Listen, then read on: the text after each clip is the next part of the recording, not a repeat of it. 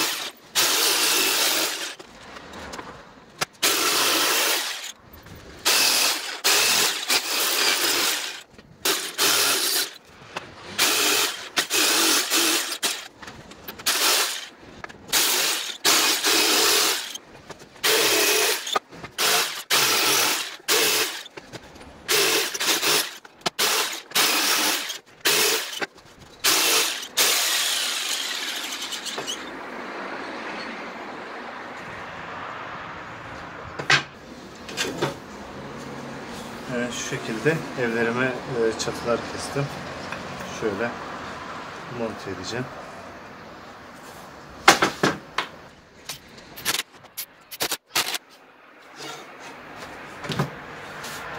Bu ilk evimiz.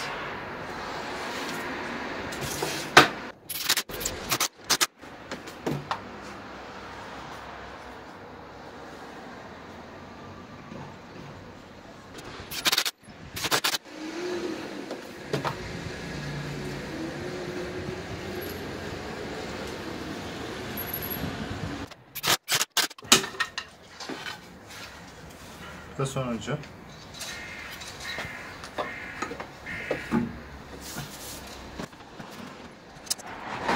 Rafımızı da alalım, birleştirelim.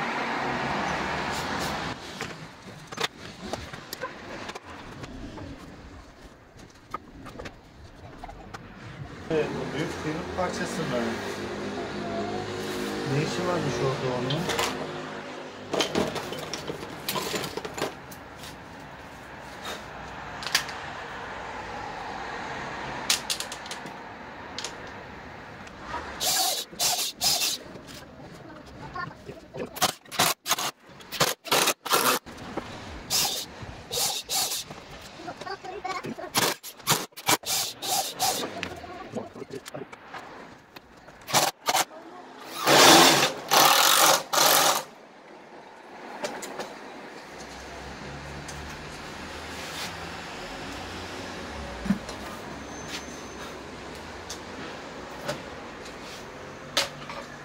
Evet, rafımız tamamlandı.